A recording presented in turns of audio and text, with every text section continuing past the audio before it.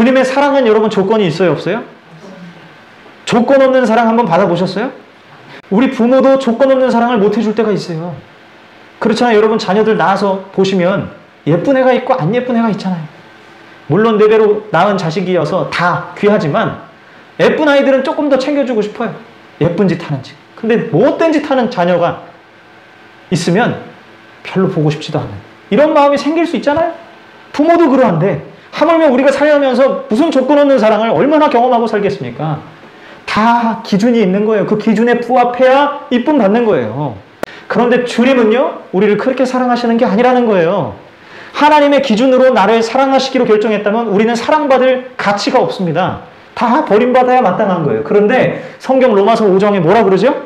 우리를 사랑하시되 의인일 때 사랑했습니까? 죄인일 때 사랑했습니까?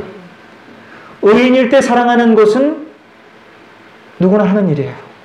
왜? 하나님 눈에 들게 행동하는 것입니다. 하나님의 기쁨조가 돼서 하나님을 막 기쁘게 해드리는 삶을 사는 사람들에게 주님은 십자가의 은혜를 주신 게 아니라는 거예요.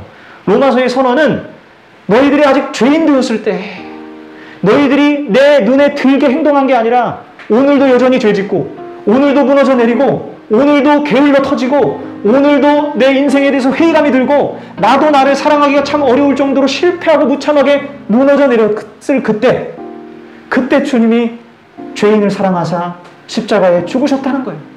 그러므로 하나님 아버지의 사랑을 뭐했다? 확증하였다.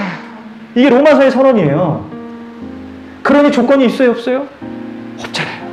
우리 존재 자체를 귀하다고 여기시는 하나님의 은혜의 선포 아니겠어요? 그리고 주님의 마음은 그런 죄인들을 향하고 있다는 거 아니겠어요? 그러므로 나 하나님 주님의 자녀가 될 자격이 없는 사람, 나를 사랑할 자격도 없습니다 라고 말하는 게 복음이 아니라 내가 고쳐서 이제 하나님 눈에 드는 행동을 했을 때 하나님 자녀로 입양되는 게 아니라 나는 비참하게 무너져 내린 존재여서도 그때야말로 하나님의 자녀가 될 수 있는 하나님의 사랑을 받을 수 있는 길이라는 것입니다. 그것이 우리 주님의 사랑이에요. 이 주님의 사랑을 받은 사람이 세상의 방식대로 살겠냐 이 말이에요. 세상의 방법대로 사람들을 평가하겠냐 이 말이에요. 내가 원수 되었을 때 하나님 원수인 나를 사랑해 주셨는데 나에게 원수짓거리하는 사람을 똑같이 몰아내치고 그렇게 살아가겠냐 이거예요. 아니란 말이에요. 방식이 달라지는 거예요. 주변에 있는 영혼들 좀 부족해도 나에게 등에 비수를 꽂았어도 정말 상정 못할 사람이라 할지라도 그 사람을 위해 기도해주고 그 사람이 언제든 내게 연락하면 내가 받아주는 것입니다. 너 고치고 와! 이것이 아니에요. 베드로에게 고치고 와라고 한 적이 없어요. 베드로는 끊임없이 말한 대로 못 살았잖아요. 하나님을 배반하고 예수님을 배반하고 했지만 주님은 끊임없이 베드로에게 찾아오셨고 용서를 몇 번을 해줘야 된다? 무한대로 해줘야 된다. 왜냐하면 너희가 그 무한대의 사랑을 받았기 때문이라. 무한대의 용서를 받고 있기 때문이라. 여러분 우리가 이 사랑을 받으면 기준이 달라집니다. 방식이 달라집니다. 세상은 압박해 옵니다. 목졸라 옵니다. 우리를 끊임없이 괴롭힙니다. 너 이 정도 돼야 돼. 너 이 정도 해야 돼. 하고 우리를 목졸라 오지요. 그러나 주님의 사랑으로 우리가 나아가면 주님의 사랑을 경험하게 되면 그게 다가 아니구나. 그것이 성공의 척도가 아니구나. 사랑의 길이 있는 것이구나. 하고 나 또한 주님의 사랑을 받은 그 사랑으로 영혼들을 사랑해야겠다. 이 은혜가 흘러가는 것입니다. 이런 게 은혜예요. 은혜. 자비고 우리 그리스도인들은 그렇게 살아가는 거거든요. 조건을 보고 내 기준에 부합하는 사람을 만나면 나는 사랑할 기회를 갖질 못해요. 그런데 나의 기준에 부합하지 않는 못마땅하게 보이는 사람을 만나면 난 사랑할 기회가 생기는 거예요. 그렇구나. 내 기준에 부합한 사람만 만나면 난 사랑을 못하고 사는 거구나.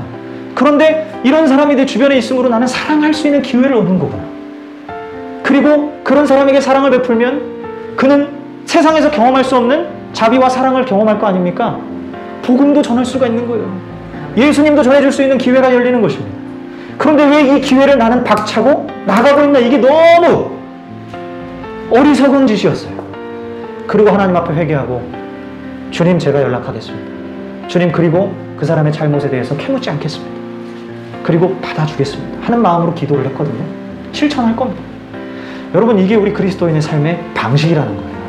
우리가 이렇게 살아갈 때 우리 개인의 삶도 달라지고 우리의 사회의 삶도 달라지는 것입니다.